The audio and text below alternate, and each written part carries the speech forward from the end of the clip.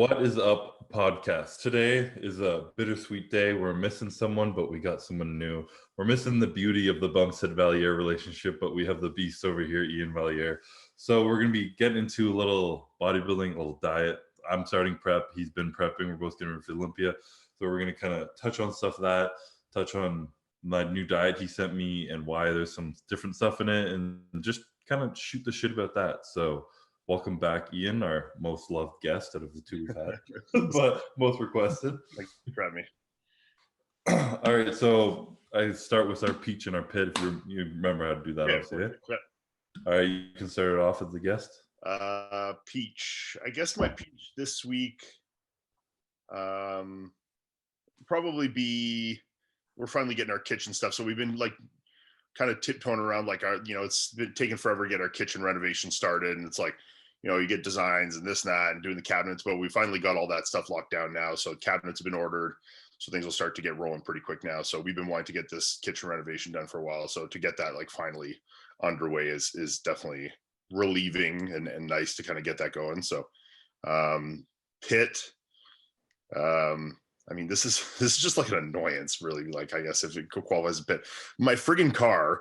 I've brought my car in now. I mean, I just bought this Stinger, so for everyone that doesn't know, I have the new Stinger, and it's been making some kind of like little sound in the suspension or somewhere on like the driver's side. It's like just a little like clicking, popping sound that if you didn't drive the car every day, you probably wouldn't notice it. But because I drive it every day, it drives me insane. Like every time I go over little bumpy roads, whatever, I hear it. And I brought it into the dealer twice. Both times the guy said he couldn't hear it. So they didn't really like look much further for it. He's like, I don't really hear anything, blah, blah, blah. And so they put it up in the hoist and like kind of looked at, but didn't really see anything. He tightened some like underbody panels and stuff like that might be rattling. But obviously, I pulled it literally out of the parking lot and it's making the same damn sound. So that's annoying. So I brought it in again today to another dealer to see if maybe their guys are a little less incompetent and can actually find it. But so the thing is, when you deal with these dealers and they're doing things because it's a new vehicle and things are on warranty, they like almost don't want to take the time to like look the same. Yeah, like if I go in there with like, and I know the mechanics are still getting paid, so it's no difference to them. But like they're doing it under the dealer, and the dealer's like kind of restricted in what they want to like spend time and money on when things are under warranty like that. It's like for them to justify it.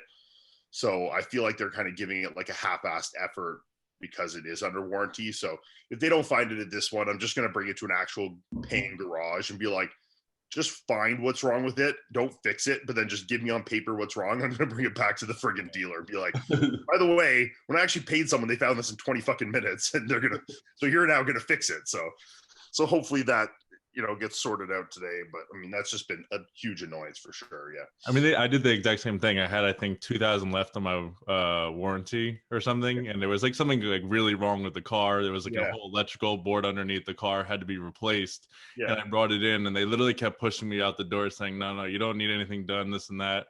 I literally took it somewhere else, brought it back. Like it was worth like probably $5,000 for them to fix. And it was all covered under the warranty. And I brought it back and they had to fix it because now there was an actual issue. Yeah. And I mean, I'll give them the benefit though. They've been really good. Like I brought it in for one other small thing that actually wasn't even supposed to be covered by the warranty. And they still did it, fixed it for free under warranty. So they have been really good with that kind of stuff. But this one, they're just, I mean, and look, they've obviously looked at the main suspension components and there's nothing significant going on there. Whatever it is small, but it's still, to me, it wasn't there when I bought the car and it's there now and I expect it not to be there. Yeah. So it's just annoying. And like now that I'm like focused on it, it annoys me even more when I drive the car. So I just want it friggin' fixed. It's like a little popping. Like it's like sounds like something's just loose or rattling under there and it's just friggin' annoying. So hopefully that gets fixed. Did you get rid of the Audi? Yeah, I sold the Audi, yeah. Okay. So we still have a new car too. What? Everything's more annoying when it's a new car. Exactly. When it looks that pristine and it's new and it's fresh to you and there's something going off, you're like, what the fuck? Like it makes you almost like not want to drive it. You're like, ugh, like I don't want to drive this thing. It's broken, Yeah. Yeah, no, Matt, Melissa drives the truck, so we still have the truck and she drives that, and then I have the new car now that I drive. So that's good. All right, Matt, you want to go? Yeah, I mean, I'd say my peach this week, it's gonna sound kind of stupid, but I was wearing the Thavage shirt around the other day, and I was at the gym and people noticed it there, but I also was at grocery shopping afterwards, and someone like literally stopped me to like say that they listened to the podcast, and like it was more so the fact that they said that it's helped them through like kind of like their own like issues that they were having. So it's kind of just nice to like hear something like that, that like that's kind of the reason why we did the podcast. So it was nice to actually finally hear that. Yeah. As far as Pitt, honestly, it was a good week. I mean, I got my new laptop, so I can't really say it's the laptop anymore. So honestly, it's been a good week. Hey, if you can't find a pit, don't search for one. Yeah, no, I'm not. What's up with you? My peach is probably that I got sent the finalized products for my signature line with Jack Factory, like my custom pre-workout, custom protein, and like in tubs of it, so I can like use it every day. And I wanted to be able to use it for prep, and I wanted to be able to have it out so anyone can use it while I'm using prep. So it's a little delayed on the sales part of it, but at least I can use it every day now. And it's fucking sick. It actually like puts me in a better mood, honestly, which pre-workouts don't normally do for me. So I've been really enjoying that. Honestly, been taking a half scoop of it every day and been having really good workouts. So that was exciting for me to have like the tub in my pantry. And my pit is that I just last night, it's small, but I was putting out the garbage and I looked in one of the bags of garbage and there's just maggots just fucking pouring out of it, crawling down the side, like fucking twinkling around. And you look at it and you feel like they're crawling on your skin. And maggots are just fucking disgusting. I'm not looking forward to cleaning that bag at all. So get the hose and just rinse that shit hard and just We've had that glove on, throw it to the curb. Yeah, I got another one too. I finally got my my New York Pro ring. I got it resized, so it's there you go. It's properly now. Picked it back up today, so I upsized it. So before it would like kind of fit on my ring finger, but it was like my knuckle on this finger is way bigger than the finger. So like when you put rings on, especially a heavy ring, it would just spin. And I couldn't downsize it because then I'd never get it back off again. So I upsized it 2 sizes so I can wear it on like my index finger. So I haven't decided which hand yet, but I have it on here now so I can wear it on the bigger finger now. So do you wear it when you wear that to the gym and shit? Yeah. I haven't decided. The lady told me, she's like, it's not a huge deal. She said the only thing is because the black like in here, she's like, it's like an acrylic like paint kind of stuff. She's like, if you wear it and like wash your hands with like hand sanitizer or like wash your hands a lot with it, with the ring on, she's like, that black will fade pretty quickly. She's like, it's very easy and very cheap to like retop it up. Like the diamonds and the gold will be fine. I mean, it might scratch the bottom of the ring a bit, but I mean, you can get that resurfaced every 6 months, year. It's not a huge deal. Like I trained in this gold one, in this one. This is real nice. This is way better quality gold than this. And it's scratched, but like it's not the end of the world. Like I wear it, like it's the point. Like you wear it meant to be worn. Yeah, it gets roughed up. I mean, like sometimes for deadlifts and stuff, it's like uncomfortable, and I'll just pop it off quick. But I haven't really trained in it yet, so I'll try training with it today and see if it's uncomfortable or not. It's a pretty big ring, so I don't know if it'll be kind of like feel weird, but no, I mean, I don't care to train it. I just don't want to, if I start wearing it too much and I wash my hands a shit ton, like with cooking food and all that kind of stuff, and I start to fade the black really, really quickly, then I'll probably be a little annoyed with it, but we'll see. I'll just rock it completely normal like the other one for now. And if the black starts to go real quick, then I'll stop wearing it so much, but what was bring it out for special events, you know? What was more important to you, winning the ring or the prize money? The ring, for sure. Yeah.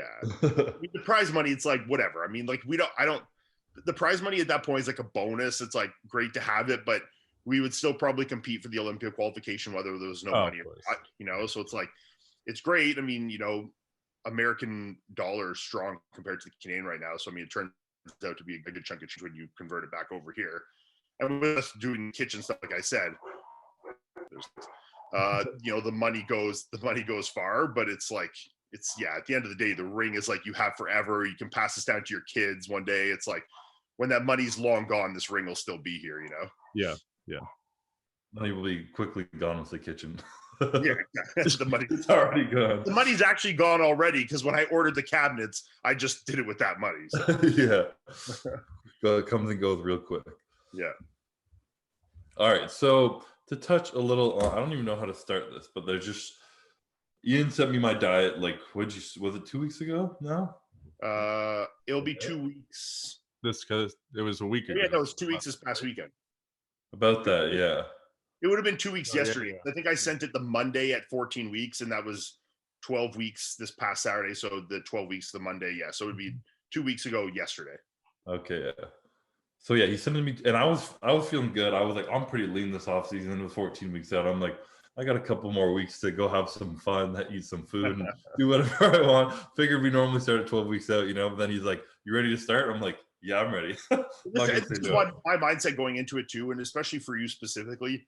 I thought getting a head start, and like you were in good condition, so I wasn't worried about being ready. But I think from your standpoint and putting as minimal stress on your body as possible, starting longer and going slower and being kind of ready a little earlier, so we don't have to do anything crazy to like make weight or like get any extra water or anything like that out. To be a little proactive with everything, kind of be ahead of the curve, I thought would be a little beneficial for us. So to get early and kind of see how your body's responding to everything sooner than later, I thought would be good on our end to do. So that's kind of where I come from, was starting a little earlier than, or later, like yeah, a little farther out than usual. So yeah, I think that'll be good in the long run for sure.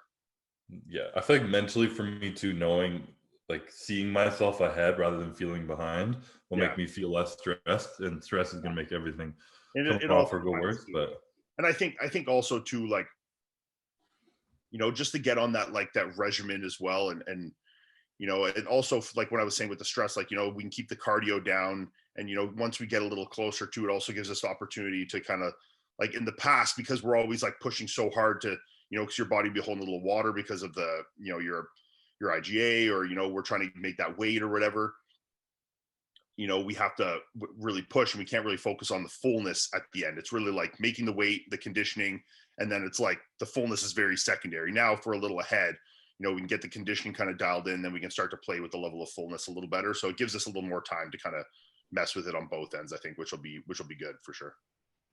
Yeah, it'd be fun to compete full for once in my life. Exactly. Yeah.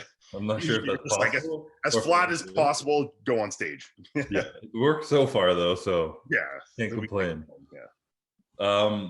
One thing I wanted to, you kind of explained it to me, but I think it's interesting. You put mainly low GI carbs in all my diet, slower digesting. Rather, before I've eaten white rice pretty much always, and you put more fish in it. Maybe start with like why you started with some kind of slower digesting carbs as a So the carbs really just I just want to minimize as much as possible any insulin spikes and any, like, glucose overload in your system, just to like release any stress we're putting on your pancreas, and then going through any other organs like that. So that's just really just from an organ health standpoint, just to keep things as like leveled off as possible. Also, from a digestion standpoint, I really want to make sure like things are like acclimate a little farther out, because I know, especially when you're switching over like the brown rices, the sweet potatoes stuff, especially stuff like that, people are used to eating the jasmine rice.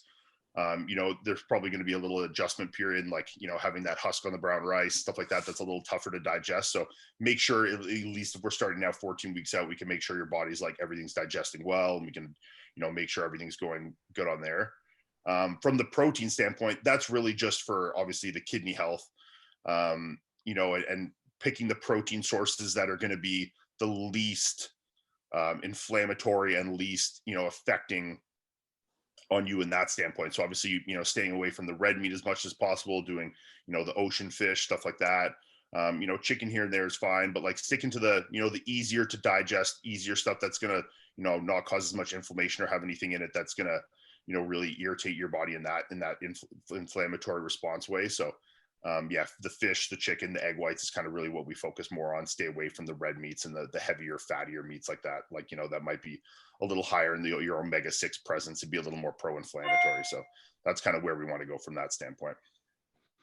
Yeah, this is like the first time I've always known organic and all that shit is good and you should do it, but it's so expensive. I'm like, fuck it.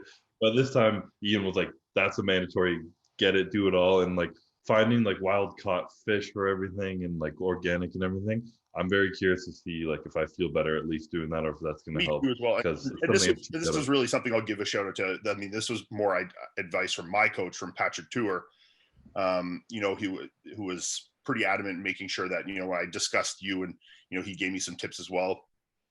One of the things he was pretty adamant on, just for, you know, like minimizing as much of like the excess, you know, chemicals and things like that that we might put into us that could cause an inflammatory response. You know, especially with the things like the chicken, stuff like that, you know, the diet they're fed, or especially with the fish, you know, the diet they're fed is definitely going to have a big response into what the, you know, the toxins they carry, right? So, you know, like beef is a prime example with a lot of people getting grass-fed beef. I mean, that completely changes, you know, what's the word I'm looking for?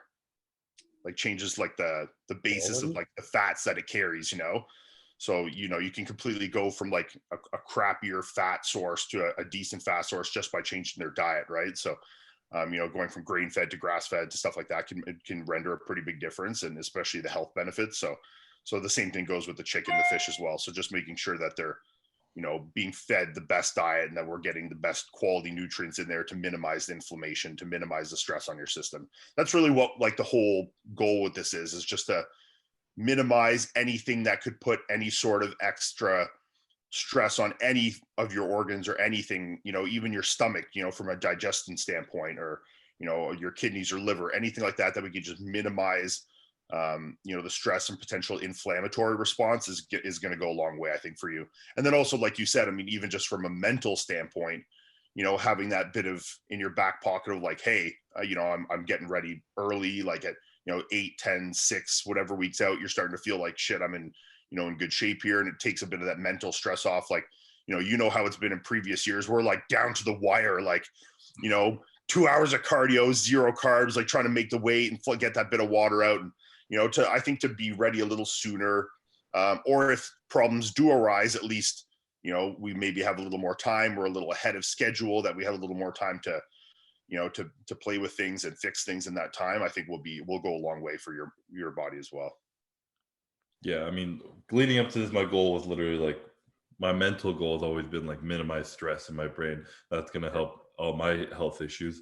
And now it's all physical as well, what I'm putting in my body to avoid stress internally and digestion and stuff. So the trend of 2020 is limiting stress. Yeah. Shout out to COVID keeping us at home. It's almost like an oxymoron this year, but it's, yeah, I mean, that's, especially with this Olympia, I think, you know, when you're going into, you know, a very different mental state too. I mean, you're coming from always chasing the title to now defending the title. It's a very different mental standpoint that, I mean, maybe you could touch on, like, you know, how you feel different going into this year versus others, you know, I think would be something cool to hear about. But I mean, yeah, just like, you know, minimizing all those extra stresses, whether it's, you know, from a dietary standpoint, mental standpoint, everything, I think is really, really, really important, especially for you. I mean, it's important for everyone. Obviously, you know, we know cortisol and, you know, these hormones can wreak havoc on a physique. I mean, not that I attest all of that to my Tampa Pro look, but I mean, that's a prime example right there. I mean, everything until the last bit was perfect from a diet, a training, you know, cardio standpoint. And then, you know, when you get overloaded with stress and anxiety and stuff, I mean, it can definitely have a huge impact on how you look. So, I mean, that combined with obviously a few small mistakes that we made from a, you know, peaking standpoint, the last bit, I mean, obviously had a drastic look on my physique. So, I mean, it just goes to show right there what that can do, right? Yeah, I feel like it's like, some people like, it means a lot, and they're like, it's not everything, but like, I feel like stress and mindset is almost everything in bodybuilding once you have everything ready. Because it's not even so much if you're really stressed, of course you're gonna be bad with cortisol and everything. But even in the off season, if you're like just kind of like working out, and you're like, meh, compared to being fucking excited every day to go into the gym, and just like as you're getting closer to the gym, you're getting more energy because you're just mentally excited, and you get in there and you're fired up to work out. Like, that's always when you look your best. It's when you're strongest. It's when you look your best workouts and everything. It's literally just because you're excited to go in. You can try and feel shitty and go in there and fucking push out a workout and grind everything, but it's not the same. It never will. This was, I mean, 2018 prime example. Like, I mean, you know, you were around me that year. Like, I was just like having fun that year. I mean, every show I did, I was happy with. You know, I got better every show. I was enjoying training. You know, it was my first Olympia, so I felt very little stress, and I was just enjoying the whole process. And it, you know, it showed my physique every show to show. Versus, you know, 2019, even though I had some very good placings, or even going into Tampa this year in 2020, I mean, you know, the only difference really was the amount of stress and pressure I put on myself, from a completely personal standpoint of my expectations, right? So, and it definitely showed in a lot of my looks, the difference, just from that one factor alone, right? So, and it's like you said, it's not just the directness of the cortisol. It's like a waterfall effect of then, okay, you don't, your intensity in the training is not quite the same because you're not quite enjoying it the same. Like everything that just like that drive is still there because that is something that's very internal, but like it's not quite the same. It's, you always have this little bit of like extra push you have to give yourself that isn't quite giving the same thing as when you're really enjoying the whole process. It's funny how hard that is as you like climb the ranks of anything. How like if you could have your mindset that you had when you were like 21. Oh my God. Wait, how you were like 22, 23, and me and you would go in and deadlift. You deadlift 7 plates, I'd do 6, and we would just fuck around. Yeah. Like just if you could have that mindset and not lose it, I feel like it trails off and you can find it a little bit, but where you're not just having fun anymore and you're stressed about placings and shows and shit, and it just like makes you look worse and enjoy it less. And I feel like that's a big reason so many people climb to the top and then fall. And it's funny because I think from the outsider's perspective of like people that don't compete or don't compete at a high level looking in, they think it would be the opposite. They're doing their first show, or say someone doing their first show, let's say, and they're so stressed out about it, blah, blah, blah. And they think like, oh, once I turn pro or once I do this, it'll be so much easier. I'll be so much more relaxed. Like that's all I want to do. And then it'll be good. It's like, it just gets worse from there, man. Like the pressure and expectation you set on yourself is always forever increasing. You win a show, then the next show you want to do better. You want to look better. You want to place higher. Like, especially in a sport like bodybuilding, that's so like directly correlated to time and progression like that, it's the expectation is always going to increase. I mean, every year you expect to be like, okay, I should have gained 1 or 2 or 5 pounds of muscle. Okay, I could be a little leaner this show. Oh, fix my chest. Oh, fix my posing a bit. Oh, my, like everything can be a little better all the time in your mind. So then the expectation is always that you should be better. And that's not always the case. We know that. I mean, you're rarely better every single show, one after the other. So it just puts a very hard pressure on yourself the farther and the longer you do it. I mean, I know there's some people that are great at controlling it and really don't get super worried about the placings. They just keep their mind on what you can control. But I mean, it's a very difficult thing to, to take that pressure off yourself, especially, I mean, when you're competing at the level you are. I mean, you're trying to defend Olympia titles. I mean, that's very difficult, right? And I think from an outsider's perspective too, like they always ask like you guys the question, just because you guys are pros or you guys are at the levels that you're already at, they ask like, oh, like how do you get motivated every single day to do this and that? And like in reality, in most cases, like when you're 2 weeks out, you're not motivated to go to the gym. You're just getting the job done, Well, yeah, this is something that I think a lot of people, we've probably talked about, and I've had conversations in other podcasts too, where there's the differentiation between motivation and just like drive, right? Like that intrinsic, like having drive as a person, which is something that even when you're not motivated, you still get things done because it's, you have a goal and you're willing to do whatever it takes to get there, whether you feel like it or not, and you stay the course, versus motivation, which is very acute and fleeting. It's like it might be there because you watched a Zasny video and you're pumped up for 20 minutes, but that's not chronic. That's not going to stay, and that's not going to help you every single day for eating every single meal, getting every single workout in, doing all these things like day after day after day. And I mean, that shows when you see, I mean, why so many people preach, like top level guys preach, that just consistency is the key in this. And a lot of people have that really hard to find, because I mean, that's proof in the pudding right there. I mean, if you're not motivated, if you're looking for motivation every day and you're not driven, you're never going to be able to be consistent. Like you're going to have one good week where you're all pumped up and you eat every single meal perfectly and you train so hard. And the next week you're like, I'm tired this week. I'm just going to take the week off training. I eat, we all see those guys. I see 50 of these guys a week, message me on Instagram. They'll be like, yeah, like I was on such a good roll. I gained 20 pounds. And then, just like, I wasn't feeling it. So I took a month off training. You're like, what? Like I've been doing this for 12 years and I've never taken just a month off training because I didn't feel it. Yeah, I know this is my career, but it wasn't always.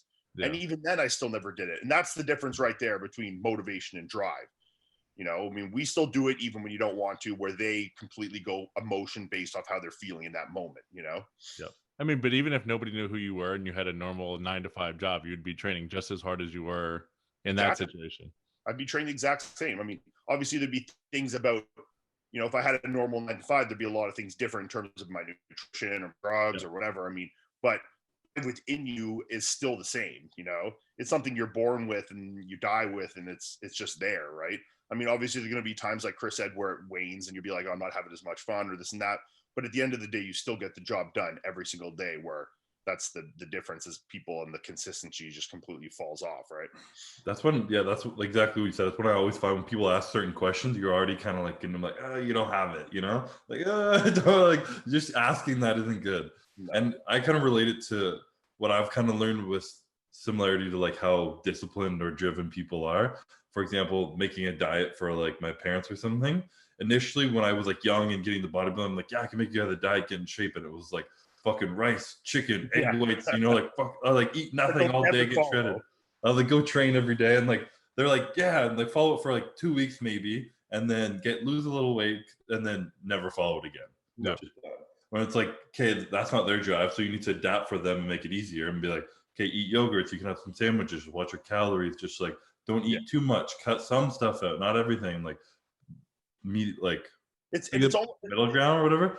And that's like, those are the people who are like aren't going to become bodybuilders because that's not what they're passionate about. My mom will also work 12 hours a day on her computer though, and I'm sure as fuck not going to write charts for 12 hours, but that's what she does and that's what she grinds through.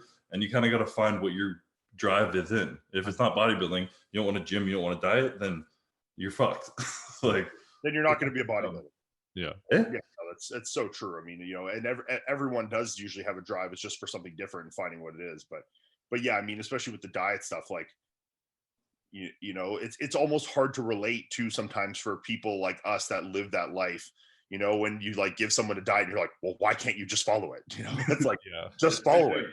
It's you know, words on a page. Just eat what it says. But you know, to other people, it's like, you know, and you know, obviously, then you get into like, you know, there's different, you know, hormonal releases, and people have different connections to food and use it for different things. So, you know, it is a whole different world of things when you get into that side. But for a bodybuilder, it's become such just a tool that, you know, a lot of the emotion is taken out of it in a lot of cases, especially during prep. And, you know, it just is a completely different dynamic that like makes that complete opposite side, the average person having trouble following just a basic diet, so hard to relate to for us. But that's the reality for 99.9% of the world, because that's not where their goals are, not where their drive is. So sometimes for me, especially looking at, I'm like, how can they just not do that? But I'm like, hey, everyone's not the same as you. Relax, you know. Like, no one's as psycho as you are. Yeah, exactly. Weighing all your food raw and perfect. But then, like you said, then you know, someone's sitting. The idea of sitting, you know, doing data entry or, you know, filling your charts, doing client stuff like that for 12 hours straight in a day, to me is like, there's no way I could consistently do that. You know, like there's zero chance. So, I mean, and that's like, you know, you find something you're passionate about and put that drive towards it. And that's really what yields success in anything, right? I mean, like, I'm passionate about like working out, but like I would 100%, like you guys like the competing aspect. I would literally prep for a show and then you could tell me I don't have to compete that day. I'd rather do that than actually step on the stage part. Yeah, honestly, I'll agree. I'm the same as you in that aspect, but like, I actually don't really like the competing. I really like the process of it and seeing what I can do with my physique. You know, I just like took it the one step further. I'm like, I might as well do something with this, you know. Like, shit, you might as well. Yeah. You're not doing anything else with it, so you might as well do something, you know. Yeah. And it's something like, that I was obviously very passionate about, so that I just thought like, okay, well, if I can make this a career, I might as well, you know. It's better than working a lot of jobs I could be working. Obviously, I'm very lucky to be doing it. So, but you know, I mean, anyone that knows me knows I'm not a stage bodybuilder, you know. I'm not into like the pageantry and like, you know, I'm not like going to put together good fancy posing routines. And like, I'm not, you know, that's not like something that like have any passion for whatsoever. I mean, I have a passion for training and nutrition and, you know, seeing what I can create with my body. And that's really why, you know, when shows like Tampa Pro happen, I could come second in a pro bodybuilding show, which to 99% of pro bodybuilders is something they'll never accomplish. You know, I mean, you know, if they come first called at one time, it's like the greatest day of their life. And that's the majority of people, you know. But for me, that's why the placing was so irrelevant, even though I came second, because the placing meant nothing to me, whereas the look was what really bothered me. Because like, I'm someone that tries to achieve certain looks, and the stage just happens to be where I display it. But whether I was, that had taken pictures in my living room or on the stage, I still would have been just as upset knowing that that is the physique that I created after all that hard work, So that's really what bothered me. And the placing was like, I could have been second or 17th. It would really not matter. It was the look to me was like what was so embarrassing and like really hurt me mentally was seeing that what I looked like. I mean, the placing was so secondary to that. That's something I feel like people like do not understand. And I think it's what makes you such a driven, good bodybuilder. But like people are like, you're ungrateful, you came second and you're unhappy. It's like, and 100% I know you, I've known you for a long time. You could have come dead last in that show, but looked better and been happier. I would have been happier. Like, I mean, proof is in the pudding. Proof is in the pudding that some of my best looks are my worst placings. Vancouver Pro 2018, the Olympia 2018. Some of these shows are like, my worst placings to date are my best. Worst placings to date are my best showings, and some of my best placings are my worst showing or my worst ones, like Toronto Pro 2019 or Tampa Pro. I mean, I placed second in both those shows. And to me, those were some of my worst looks. So, I mean, it's completely dependent on who you're competing against. I mean, it wasn't that like I just happened to have easier shows, and, the ones that I came fourth at were Vancouver Pro and stuff, you got Hottie and Nathan, these kind of guys, but my look was, and I think that also really ties into the stress thing of this though, when we're kind of like bringing this full circle. Cause I mean, and I don't know if this is just me, but when I feel like it's like a 2-man race, so there's a lot of pressure, like you're really in the spotlight as like the perceived winner, which it was for Tampa or was for New York Pro or Toronto Pro with John. For me, especially when I start to feel like it's all on me, like I'm expected to show up a certain way and blow the doors off the show. That's when the pressure really starts to get to me. But when I'm going into a show and I know there's Hottie Chopin in it and Nathan and, all these guys, like, especially Hottie, like, you don't really ever go into a show thinking you're going to beat Hottie, So it's like, especially where I am right now, that was never, so like that completely, or the Olympia, my first Olympia, I didn't expect to win the show. I'm like, if I can get a placing, win a couple bucks, I mean, I'll be happy, So like things like that, when the pressure load is so much lower, then you're able to enjoy the process so much more. And that, ties into then I looked a lot better. And then, I'm a lot happier with how everything played out, where I'm not so focused on, just the things that are completely out of my control, like, the shows I said, like Toronto or Tampa, right? So, I mean, that kind of really just brings it all full circle with that stress thing, right? And I think to touch on that, I think like it was kind of like the coolest thing to see was it was at the last Olympia. They had the press conference. They had Luke Sandow was up there, and they were interviewing him, and like he was like a kid in a candy shop just sitting on that Olympia stage, and they had asked him like, what are you gonna beat, like, Brandon and this and that. He goes, honestly, no, I'm just here because for the hell of it, I'm doing it. Like, I'm having fun. Like, it's not my year. I know it's not my year, but maybe in 5 years, who knows, Yeah. And I mean, and that's something too. I mean, I actually had this conversation too a bit with Ben and Fuad on their podcast too, and talking about with Luke and how that dynamic changed so much for him after he placed really good at that Arnold, like, it was always like, and the enjoyment was there. And then once you place so high at that Arnold, everyone's expectations and your own expectations completely changed. Once he goes from a guy that's like, hey, he might win the show, or he's in talks for a show, to, you all of a sudden place third place at the Arnold, and now people are talking about you being an Olympia top 5, winning every show you enter. Like, the pressure now is so much higher. And everything now almost feels like it's a failure at that point, which makes it very, very difficult, like for him having that expectation, after that third place at the Arnold and beating guys like Rolly and some of these crazy guys, everyone expects you to go into the Olympia and be a top 4, top 5, which I think in Luke's mind too, in a lot of ways, he didn't think he was there yet. And some of those guys were off and he was just really on, and it obviously got him a really good placing there, but that pressure then just like makes the whole process like completely different for you. Do you think that was a coping mechanism he was using at the show? Or do you actually like was he using that as a, hey guys, like let's just kind of slow my roll in the sport right now? Like, was he doing that to the audience, you think, or was he just I would think so, to be honest. I mean, trying to take a bit of the pressure off himself a bit. Just be like, because obviously, like I said, people had such high expectations thinking that he was going to come in there and win the damn Olympia. And I think especially going into that Olympia, he had some issues and stuff and knew he was nowhere near 100%, which he wasn't, obviously. So I think then as well, like he was trying to like kind of ease the blow of when he came out, and obviously people were good. He was expecting disappointment from his fans and from judges and stuff like that, especially based off how the Arnold went, right? So people had such a high expectation of him at that point.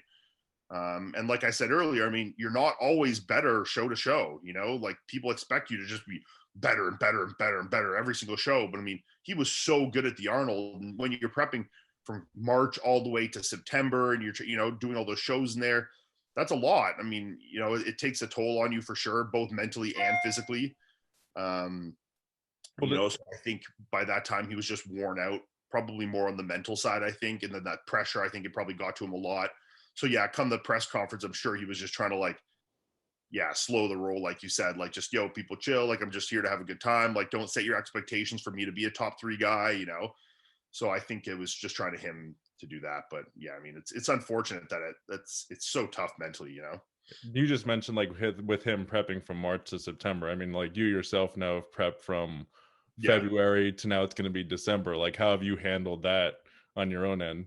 And I can only speak for myself, and maybe I shouldn't have spoken for Luke there. You know, I was just speculating. But for me, honestly, I'm such a creature of habit, and I am not a big eater. So prepping all year is honestly much more enjoyable to me. And I feel much more productive. You know, but my energy levels are a lot higher and a lot better. I feel like I get a lot more things done during the day. Especially when I'm, you know, you're so heavy and you're, you know, eating so much food all the time, you just want to sleep all day, you know? You wake up after an 8-hour night sleep, you eat breakfast, you want to go back to sleep, you know? And that's what my off season was. So, I mean, during prep, yeah, I mean, there's obviously been times where, you know, I'm like, oh my God, this is like, I got to go all the way to December now, you know?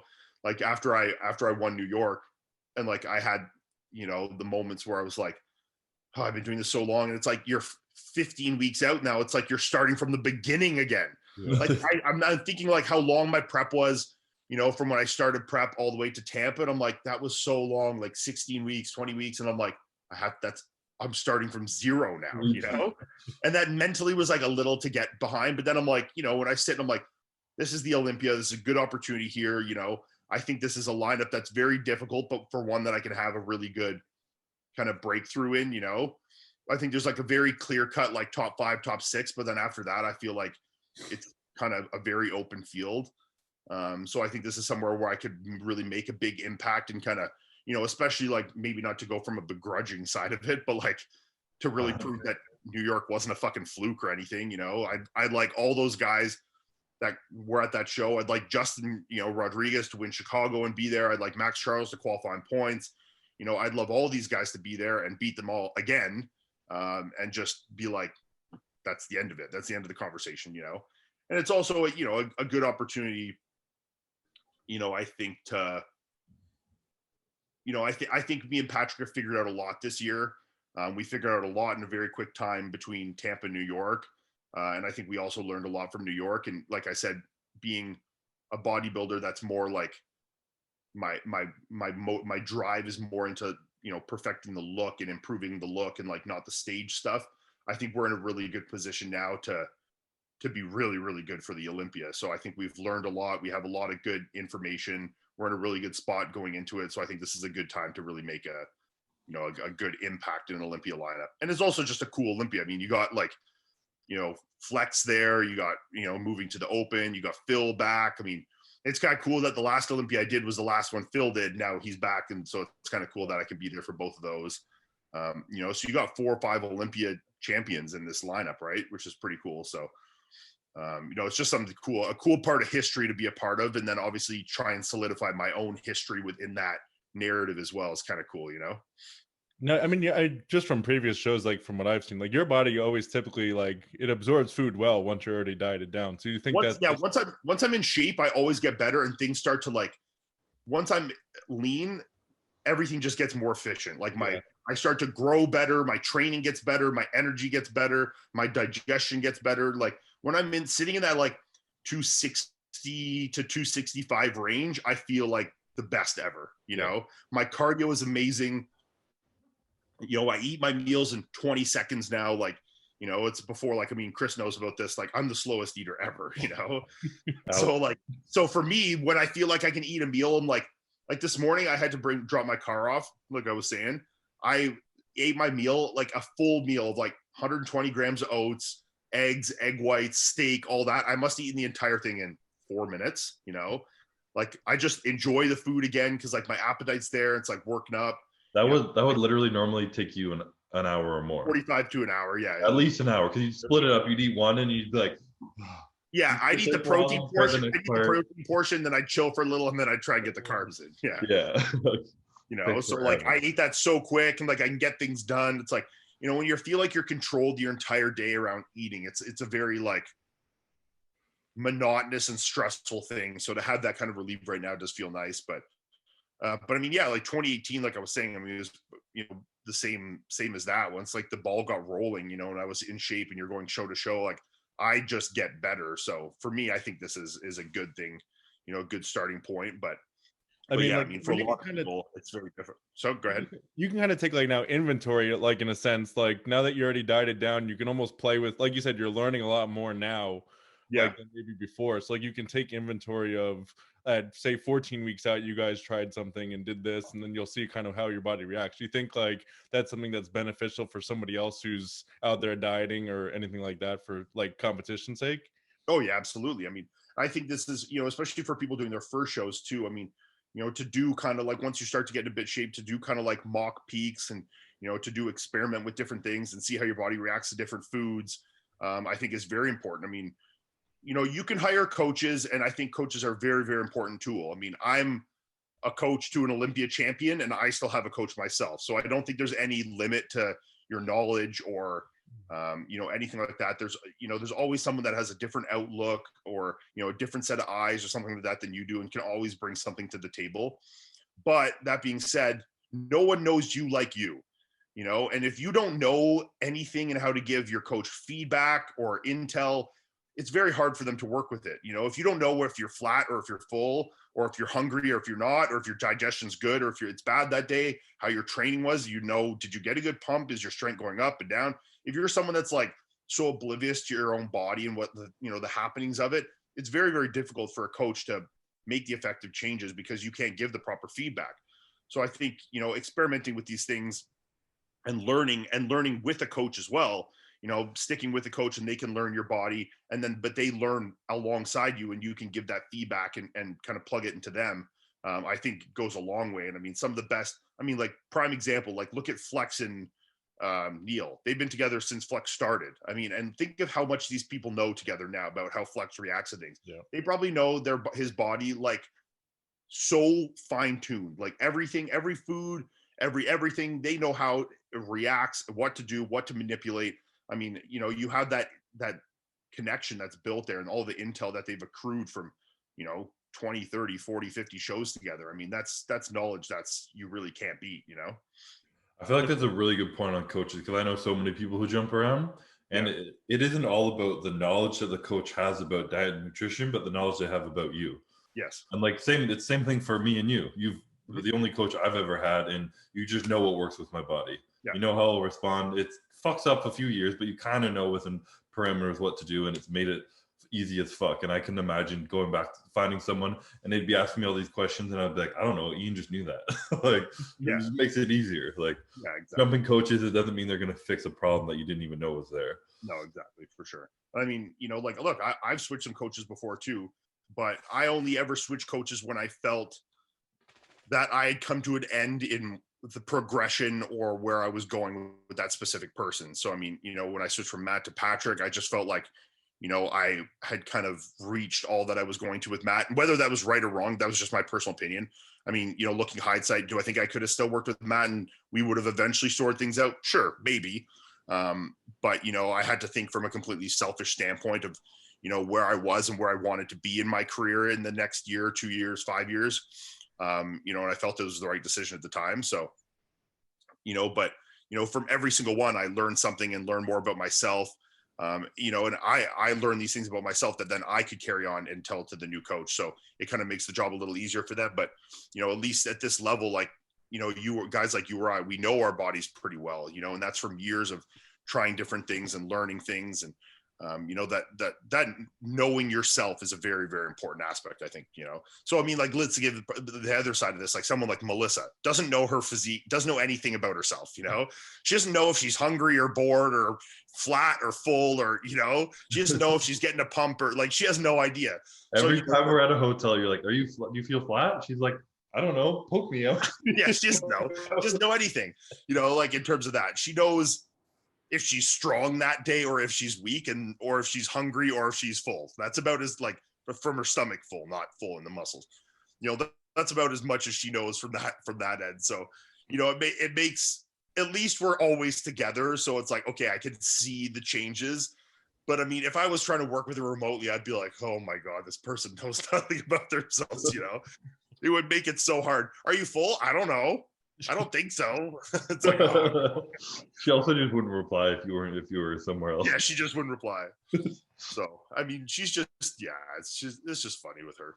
Now, you're someone who, like, I mean, from all the coaches that I've had experiences with and everything else, I mean, you're someone who's just pretty health conscious in general, just from whoever you have as a client.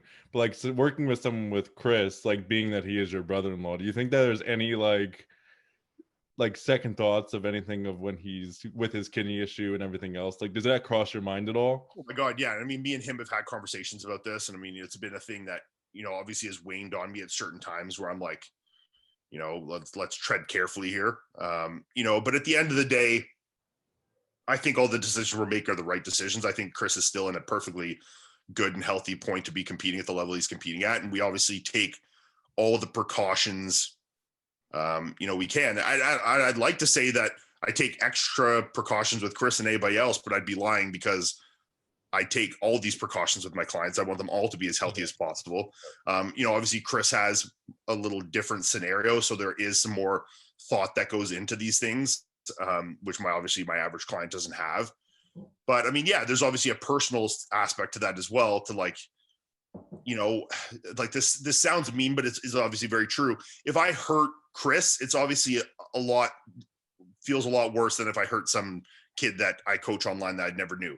Do I obviously take them both as seriously, and I would never want to cause harm to anyone or see anyone have any issues either way, of course. But, you know, when you're dealing with like family and people that are close to you, it's obviously a lot different dynamic. So, you know, there's more of an emotional connection to it, you know, which for me as a coach, sometimes I have to like take out of it and just be like, okay, you know, even though you're feeling this way from a personal standpoint, like this is still coaching, and just make the right decisions and the best decision, you know, to the best of your ability. So, you know, there has been those moments, but no, as a whole, I think, you know, we discuss these things and we have a good line of communication. You know, we kind of know where Chris is at with the health standpoint, and we keep good tabs on things, and we take every single precaution and proactive measure we can to make sure that it stays that way, you know? I mean, that is different with me. In the last 2 years, it hasn't been what can we push more to excel. It's what can we push less to make you healthier and still make some progress. It's not we're not doing more of anything. We're not pushing more of anything or more drugs, more than anything. It's just like less of all that stuff. Get optimized health and just keep longevity is that's the most important thing. It's not how can I put on more muscle, how can I get bigger? And this is a thing that'll come kind of twofold with you as well, because like you kind of said there, keeping you healthier will render more results for you, because the less stress we're putting on you, the more we'll be able to get out of you. You know, it's like when you're a car that's in slight disrepair, we're not going to get a top end speed out of you, but it's like, okay, if we can figure out, you know, how to get things working and, you know, kind of get up to that speed, I mean, then things will start to progress. So it's definitely a less is more, you know, outlook with you more than anyone, that's for sure. But I think by optimizing all these other things, we still have opportunity to be better than you were last year or in 2018, because we've, you know, figured things out more, you know, touching back on what we've learned more. We have more intel, you know yourself better. I know your body better now. You know, also with knowledge we've just accrued, you know, from talking to other people, doing our research, you know, stuff on your condition and things we can do to, you know, minimize, what's the word when it comes back again? Like flare-ups, like flare-ups, you know, to minimize things like that, I think is very important. And then, you know, especially when you're talking like, from an off-season perspective, sure, we're never pushing things, we're never going up in that way. And from a prep standpoint, we're not either. But I think from a conditioning and a water balance standpoint, the less we can, less stress, the less inflammation is going to render a better look. So it is progressing in a way, just not in the way that people conventionally think of it, Yeah. It's no secret that I'm a genetic freak, and if I just stop being a pussy and do the work myself, the results come. I mean, no, but yeah, I mean, we obviously have a lot of things to take into account, especially with you. I mean, we can't just push training volume balls to walls on cardio and eat a bunch of crazy foods and stuff like this, because I mean, your body will fight back with it, right? Yeah. So we do need, and then if your body fights back, trying to get in good condition, I mean, like 2018 we saw was very, very difficult, So I mean, we figured it out a bit better last year, and we will know even better this year. So for the foreseeable future, I think that you can significantly, even if you're not gaining 10 pounds of muscle, which you can't anyways with your weight cap, I think the more we learn, the less we can, more we can mitigate, the inflammation and, everything going on, the better we can continue to look year to year, Mm-hmm. When you said 2018, that kind of brought back, looping back to some shit you said, talking about like the pressure and stuff, and you talking about how placings doesn't matter as much as how you look, and but sometimes the pressure of your placings and going against one other guy, that's what gets in your head and makes you place worse. Yeah. For me, 2018, that year where I got sick and I came second, that was like, I was going into that feeling a lot of pressure. Like I came out of nowhere the year before. That was my fun year in 2017. First ever time at the Olympia, 22 years old, came second. People were like, who the fuck is this guy? He's going to win next year. And that's when all the pressure was on me.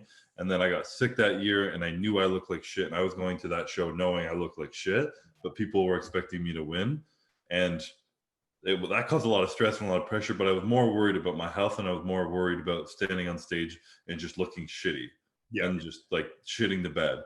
I thought I didn't look great, but I thought I was going to look way worse. But the feeling of like the pride or accomplishment that I had after just coming second and not looking like shit, and knowing that like what I'd put in everything I could, we had done every single thing we could. I got through it all, and I showed up, and I looked worse than the year before. The place the same. But like the feeling I got from that and not the placing really has helped me going forward now to get rid of some of the pressure.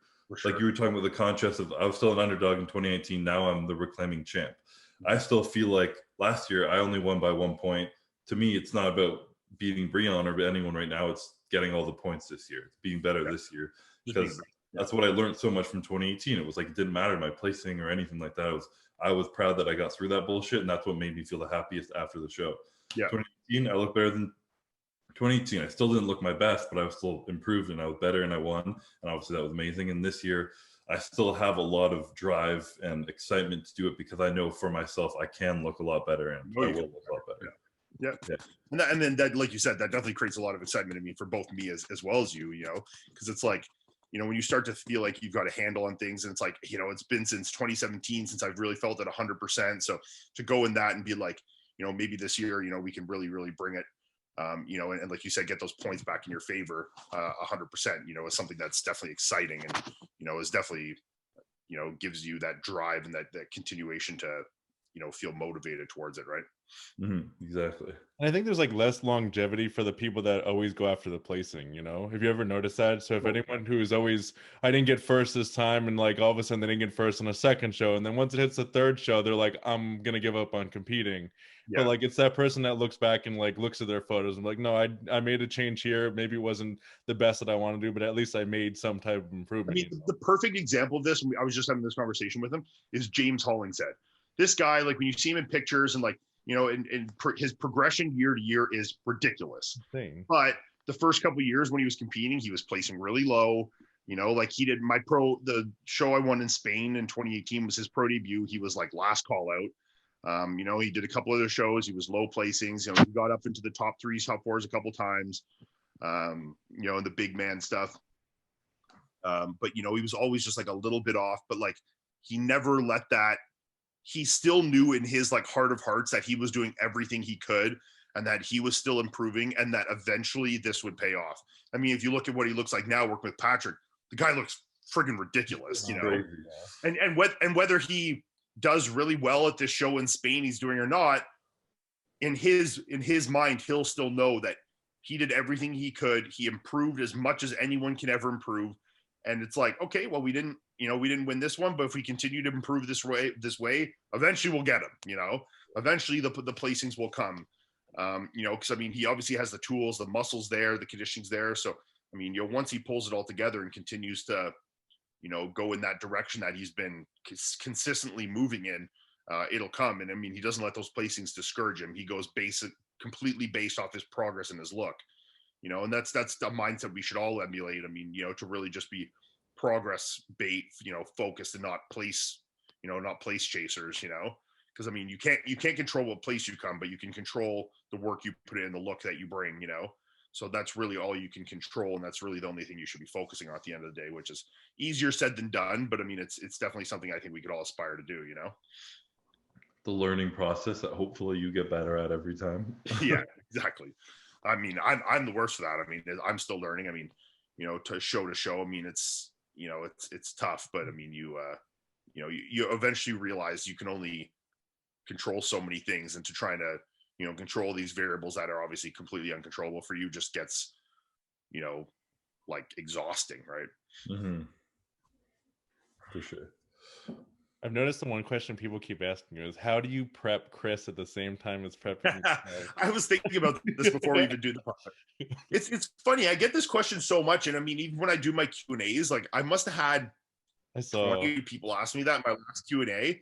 And like, I understand the basis of the question, thinking that like all my focus is going to be on myself. How could I possibly prep Chris? But anyone that's really prepped and is also a coach, I think would completely understand the mindset. I mean, and I know Matt Jansen spoke to this before when he, was competing. Like, obviously he's not competing at the Olympia, but Matt's still a very serious competitor and, put the same effort in as any of us. And when it's like, when you're in that mindset of like I was saying earlier, like I get more productive. I find I'm better at these things. Your time management gets better. And also, like, once you get to that, like the end like that, it's almost nice to have something to like, Patrick's worrying about me. I'm not worrying about me. I'm worrying about Chris, like, so I just do what I'm told. Chris just does it. It's all just kind of trickles down. Everybody's good, like for me to sit in a hotel room all day, like, I mean, like Tampa Pro where I was alone, sit all day and think about yourself and, the things like the bullshit, like you can't control, like I was talking about earlier. It gets to you, when it's like, okay, I have something else to put my energy into, but like energy from a mental standpoint, not a physical. I'm not like exerting. I'm not going running a 10K to help Chris prep for a show. It doesn't take anything away from my look, there's no exertion. It's just like, something to put my mental focus into, that I have. Productive distraction. Exactly. It's a distraction. Yeah. That's it. I mean, it's like, when we're prepping all day, prepping for a show, it's like you want to play some PlayStation or watch a movie or something to like just get your mind, away from the monotony of the prep. I find, coaching especially, I enjoy a lot more when I'm prepping for a show. So, and it works good too. I mean, you're not looking at like what's going to go wrong with you. You're like, what can I do instead to optimize Chris's, like, what I mean? So I don't worry about myself at all. Like, it's like, I'll just let Patrick worry about me. I'll do the work that I'm told to do. And, and then Chris has me there for that same purpose. Right. So, but no, I can attest to that for last year, comparing Olympias. When we did an Olympia together, it was like you would practice posing, I would do it back and forth, kind of everyone chilling, waiting for you to go on stage, waiting for most of you to go on stage, waiting for me to go on stage, chilling. Whereas 2019, me in the hotel room, 7 other people in there, everyone just like, how you feel, Chris? You looking good? You ready to compete? Just waiting for you to compete. Everyone flew from Canada to the US. We're all in my hotel room, just fucking waiting for Chris to step on stage and win the Olympia. And you're just like, shit. You're not alone this year. At least we'll both be posing and doing all this together. So. Exactly. Now it's like me, Andy, and everyone's there to watch us. But for everyone asking this question, by the way, in 2018, I prepped Chris to an Olympia second. I prepped Melissa to compete in the Olympia. And I also had 2 amateur clients in the show at the amateur Olympia that day. And I competed myself. And everybody did just fine. So, it was like, it's, I don't find it detracts from it whatsoever. I mean, look, there's been times, and I've talked about this before, I'm not here, but, like 2016 Toronto Pro, I was competing and I had 13 amateur clients in the show that same weekend. That was too much. There becomes a point where it's like distraction to where it's just like overwhelming amount of energy and attention that you need to give to these people that then starts to take away from yourself. It's like you're trying to eat a meal and people are trying to come in the hotel and get checkups. You're constantly on your phone trying to deal, and people are stressed on their end, and that carries on to you when it's that many people. So there's a lot of things when it's that many people. When it's 2, 3, 4, that's fine. I mean, when you start to get into the double digits, then it really starts to get on you. So, that's why in 2018, I skipped the Toronto Pro that year because that's a big pro qualifier in Canada, and I did have a lot of amateur. I think I had 10 or 11 people in the show that year as well. So I chose to forego that show and compete in Vancouver instead, just to avoid that. Because I knew you're always going to put, it's hard for me to cast my clients aside, which I shouldn't. They're paying clients, and be selfish. Like I knew my focus was always going to go on them, and I would be the one losing out. It was going to take away from me at that point with that many people. So I was just better to like go enjoy the Toronto Pro Expo. It's such a fun event for us. So, I go there, deal with my clients and stuff like that, and do another show. There'll always be another show. So, and then I proactively took less people for the 2019 Toronto Pro. I only had 1 or 2 amateur clients that year, and then I did this pro show myself. So there's a balance to everything. So I mean, there is too many. I'm not saying I could prep 100 clients and do the Olympia at the same time and stuff like that, but for a couple people, especially like where it's Chris and stuff, like we're all staying in the same room, like we get a big 2-bedroom room with a shared kitchen, and it's great. It's like we all wake up in the morning kind of at the same time. Chris pops his clothes off. We go look at him in the thing. We all sit and eat first meal together. It's a great, easy dynamic. It's not like I'm having to run to another hotel to like, I'm trying to prep myself and it's like, hey, can you come look at me? I'm 15 minutes. Like there's none of that nonsense, So when we're all kind of centralized and stuff like that, it's a great process. I mean, I really like it. Yeah, it's literally like me waking up from a nap. Ian, what should I eat? Eat, and then he's like, there's how no I look tells me what to eat, and then there's no texting. There's no like, it's like, hey, I can look at you right then live, in the same light that I looked at you every single day with my real eyes, not on a camera, and we can make the adjustments right there and then, so it works great. Wasn't at the same time like there's someone's gonna have to travel if you had, like you said, the 13 clients, whether it's you traveling to them or them traveling to you, and you don't want your client to do that either. So no, that's why I said, but with the Toronto Pro, it's taken away from someone. Exactly. It's either I'm being selfish and make them all come to me, and it's taken away from the client, or I'm being it's my job, so I should be, or I'm going to all of them, and then it takes away from me. So it's like one person always gets the shit end of the stick in that, especially like I know Toronto Pro, we always stay at the Marriott Residence Inn, which is like the most expensive hotel around there, just completely out of pure habit. And I don't expect all my clients to pay that to stay there. So yeah, everyone's going to have to go, to go drive somewhere or something. And especially downtown Toronto, there's not really any parking. So then people are walking to see me and like taking Ubers. And like, I don't want my clients out walking around. Like that's just a great way to ruin your physique, especially when you got tan on stuff. So yeah, I mean, if you can have everyone centralized like we do for our Olympia and stuff, it's very, very easy. But once you start to get to the big numbers and people having to move around, it's very different for sure. Yeah. I think we're coming close to being able to wrap it up, but I did want to compare back to the original topic of diet. I'm curious what your portions are like. This is what I wanted to compare what I'm eating right now. You're fucking 2% body fat, and I'm So okay, for everyone, just to give context here, I weigh all my food raw. So I'll try and do the conversion so people know, because most people do weigh their food cooked.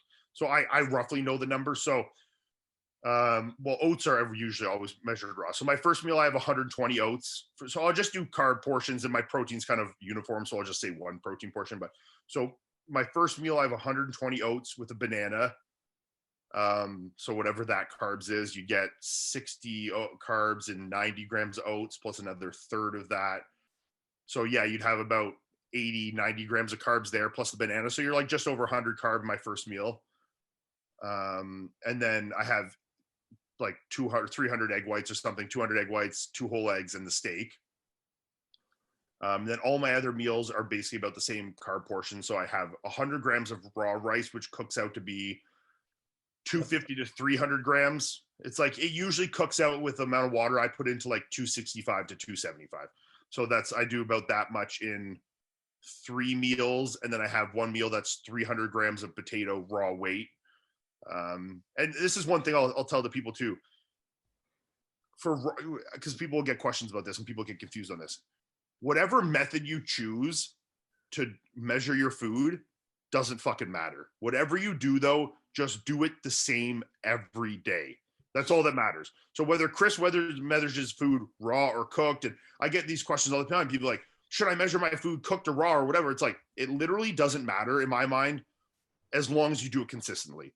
So yeah, I mean, look, the only reason I do raw is just to eliminate some small cooking biases, but I cook my food the exact same every day. So I could probably switch to cooked weight and it wouldn't really make a big difference. And for the average person, for convenience factor, cooking weight, measuring cooked weight is far more convenient. Yeah. You can cook a bajillion chicken breasts in the oven and then put them in the fridge and then cut them up and weigh them after. That's way better, you know? It obviously gets a little more finicky when you're measuring things raw. So for the average person, I absolutely recommend measuring things cooked. The hardest thing is like potato. Like if you air fry. This is why I brought it up. Yeah, because potato is the one that is especially important that you be very consistent with, because potato having a lot of water content to it, especially sweet potato. If you boil a potato, it maintains almost the exact same weight. Might even gain a bit of weight because it absorbs some water. You know, 300 potato might turn to 290 to 310. It might go up a little bit, especially with sweet potato. It's a little more absorbing. If you go bake a potato, 300 grams of raw weight could cook down to 100 grams. So if you're measuring, you know, if your coach is saying 300 and you're doing this, you could be eating significantly more. But as I said, all that matters is the consistency, because if you're doing 300 grams of cooked weight, which is a lot more than 300 grams of raw weight potato, but you do it consistently every time, well, then for a week, you'll notice, oh, I'm gaining weight, or this is too much carbs, and you just reduce it. You know, you just go by the feedback. It's easy. So, but then you're just doing it consistently. So that 300 grams of cooked weight might now become 200 grams because it was too much at 300, might become 100 grams. And now you're just back to the same spot. So, but potato is the one. I mean, rice is whatever. I mean, obviously there's a big difference, you know, in there, but most people weigh their rice cooked. But potato is something that I think people kind of jump back and forth with. And there is quite a large difference in that. So for people, yeah, definitely be careful of that. But so yeah, I do 100 rice in 3 meals. So that would be, yeah, like 60 grams, 65 grams of carbs or so, I think, 60, 70. And then I do the 300 potato. And then my last meal, I have 60 grams of oats. So I guess my carbs right now would be like, say 60 times 4, 240, intra carbs, 260, 70. Plus 60 oats, 310. So I'm probably having about 400 to 450 carb right now, I think. That's pretty low. What did you say your potato portions were? 300. 300? So we're almost eating the same, but you have more oats. Yeah. What are your rice meals? 250? 270. Oh, so the exact same as mine. Yeah. Yeah. Yeah. My protein's obviously higher than yours. Yeah. Yeah. For anyone like listening, Chris's protein content will obviously be a little on the lower side because obviously, you know, higher protein intake is going to have a little more, you know, penalty on the kidneys than someone with perfectly functioning kidneys for the filtration of it.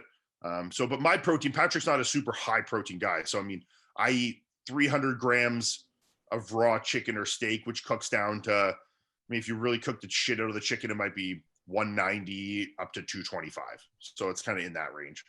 So yours is what, 170? 170, yeah. Yeah, so I'm just eating marginally more than you, 30 to 40 grams more. Interesting. And then I have been eating the same amount of food. Pardon? This is the only time I've been eating almost the same amount of food, but you're also fucking show ready. I'm lean eating this weight. You're starting eating this weight. Yeah, I will not be. Yours will go a lot lower, where mine won't really go any lower from here. So yeah, mine are just starting. Yeah, so right now we're kind of like, we're not really trying to put on any weight per se. We're just trying to keep training and energy optimized so that I can still continue to get stronger and my energy is good. And then obviously if the weight goes up a little bit, that's fine, as long as we're not gaining excess body fat. So we want to keep the body fat stable and just optimize the training performance. So, I mean, because we know obviously I feel and look a lot better and can progress a lot better in this kind of state. So there's no point on me like especially like anyone that knows anything knows that in 12 weeks, you're not going to gain any tissue that's going to stay once you diet it down. Like if I push and tried to hit a hard rebound, I could shoot up to 270, 280, whatever, and then go right back down. I'm going to end up being the same stage weight. I'm not going to, even if I gained 1 pound of muscle, it's such fresh tissue. I'm going to die. It's just going to go away again, So there's not really any point. I mean, we changed my training around to obviously put certain emphasis on certain body parts. We want to continue to improve my chest on my front poses. So, my chest, I'm hitting 2 or 3 times a week. My back, we've separated a little differently in my training. So, I mean, my training has definitely changed, but that's why we are making sure the food is sufficient to support the training and my energy output, but no more than that, so we don't need to be pushing the food heavy or anything like that. And as long as my weight is staying stable or slightly increasing, not decreasing at all, we're not in a deficit. That's really all we need to be from here. So, let the things improve where they can improve through the training, keep the body fat nice and low and stable. And we'll kind of go from there. And then when the time comes, obviously just push things down a bit more. We can push the conditioning. I mean, I know I can be obviously tighter than I was in New York. We really played the safe game and played the size and fullness game, which obviously worked well. And I won the show based off it.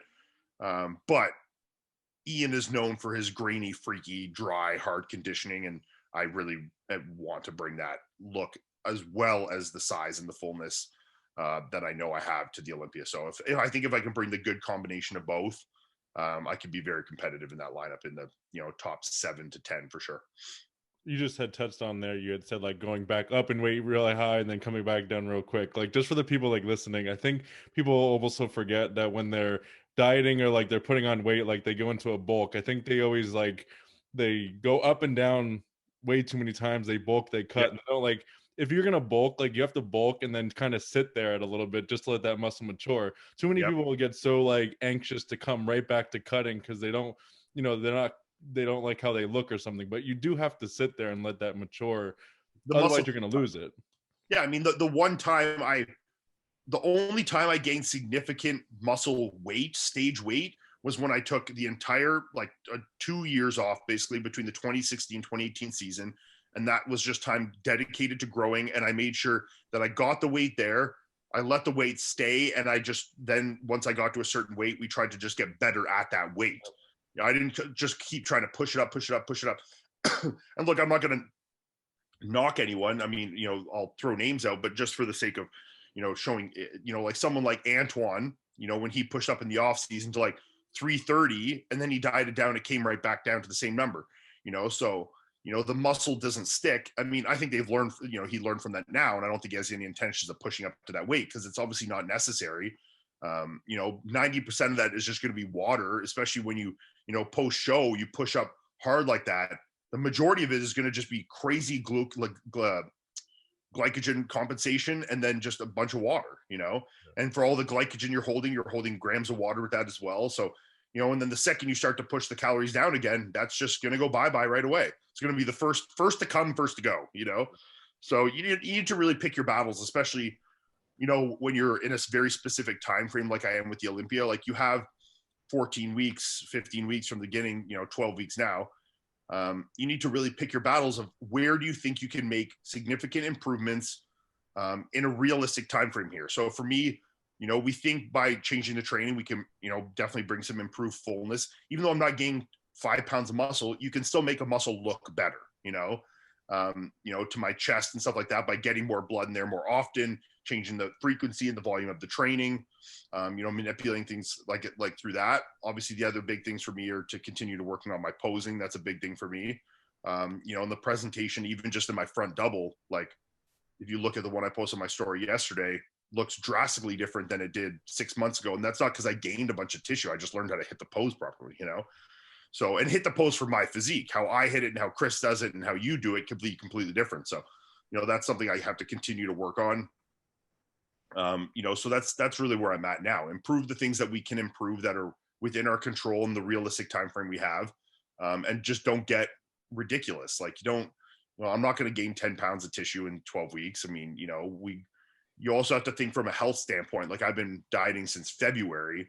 To me, like now I'm done the show, done New York, and it's like, oh, let's just push the drugs, push the food up, and try and hammered into the Olympia, I mean, like, man, I've already been doing this since February. Like, you know, we've had some breaks and stuff within there, but I mean, you know, if you want, a body is going to respond a lot better when it's healthy. I mean, Chris is prime example to this, but this, you know, on a micro scale as well, goes to everyone, you know, and if your body's fighting you because your liver enzymes are jacked up and your GFR is in the toilet and all these things, you're never going to get as full and as lean and as hard, and the look's never going to be quite the same. You can tell a bodybuilder on stage that has an unhealthy physique, you know, whether it's through the skin or the, you know, the detail, like, you know, there's so many things that are, you know, indicators for the, you know, the level of health like that and the toxins that their body's holding. So, you know, you want obviously an optimal level of health. And this is why something I push with my clients, aside from Chris, just looks better.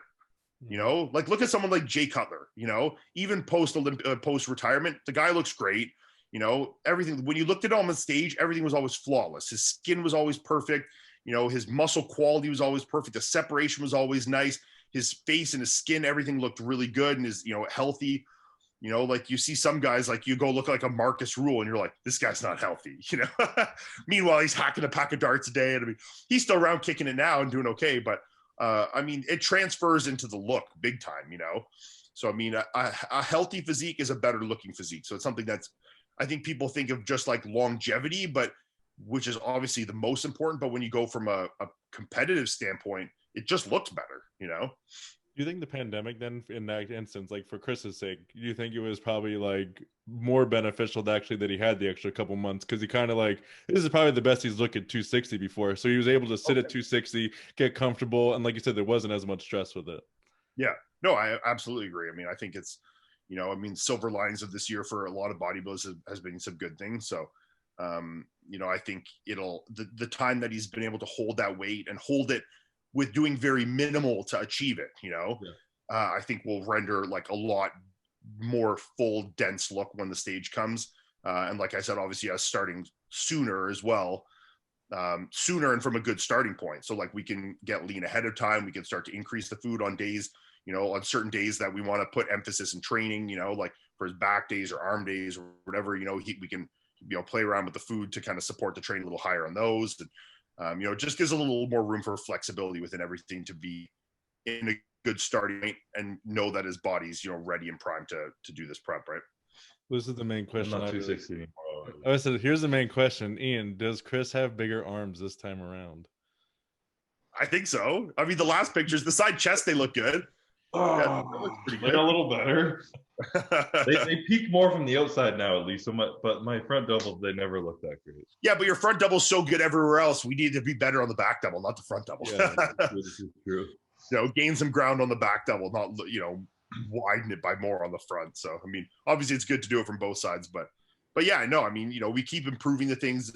And this is a funny thing. This is kind of off topic, but I'm interested to see in the comments what people say to this. And I want people to answer this honestly in the comments.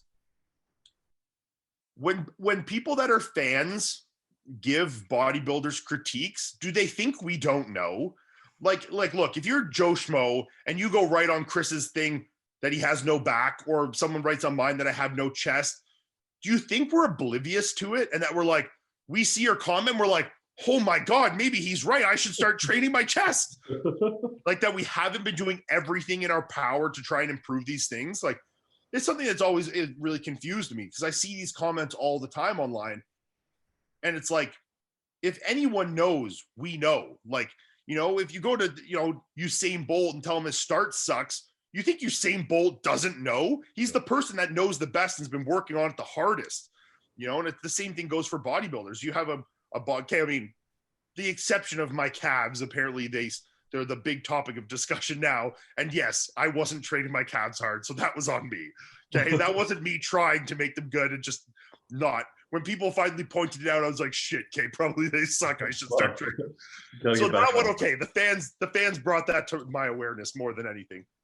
But like you said, I mean, bodybuilders are the most self-critical of themselves. Like by far, 100%. Any elite athlete is, and this isn't just with how you look. This could be for anything. It could be, you know, a Formula One driver that drives a certain way, a sprinter that runs a certain way that people criticize.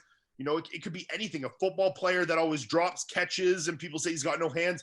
You think he doesn't know? He's probably every day in practice having Every fucking coach yell at him. He's probably doing drills nonstop all the time when he's off the field, trying to get his, his catching skills better. Like, and then some fans like, this guy sucks. You can't catch. You're like, I know, man. I'm trying my best here, They don't even say it like that, though. It's funny. Like, I just got one the other day, and I keep getting them on old stuff, like Olympia posts or competition stage shots or videos.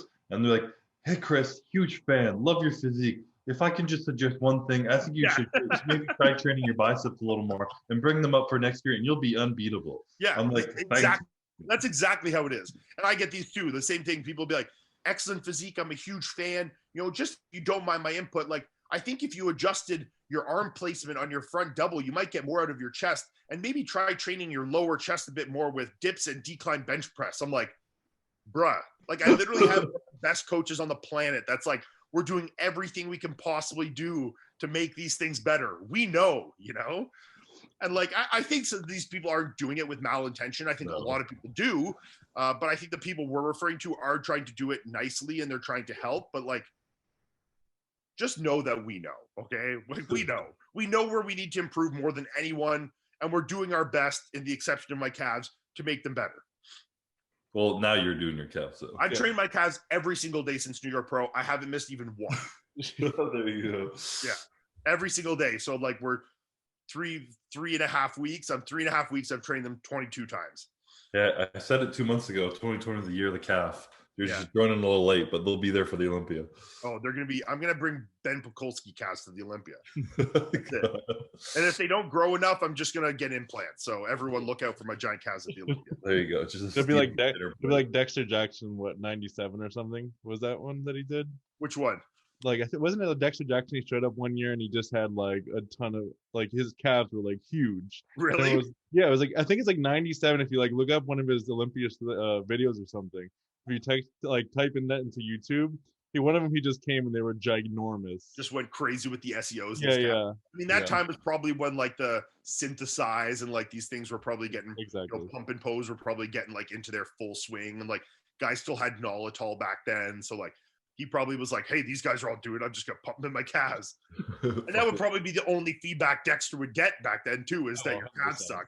So the rest of them is pretty damn good, I found it funny too, though, with this calf thing. It's like, I've been knocked on so many other things in my bodybuilding career, whether it's my back or my chest on my front double or these things. And it's so funny that after this show, I won New York Pro. I didn't get one criticism on my back, not from any fans, no one. And I got tons of criticism on my calves. I'm like, well, I guess that's kind of a good thing, because if we're at the point now where I'm winning a show and they're trying to find one thing and my back's not bad enough to criticize anymore, so they're going for my damn calves. Like, all right, I'll take it at this point. It's almost a compliment in that sense. It's almost a compliment. Yeah, it's like, well, you didn't insult my back or my chest, really. You just insulted my calves, and no one had insulted them before because there was bigger glaring things to point out. Where now the bigger glaring things aren't really there anymore. So now they're like, oh, let's find something, and it's his calves. So I think also it didn't help my cause that I improved my posing a lot on my front shots. So my quads look way bigger. Yeah.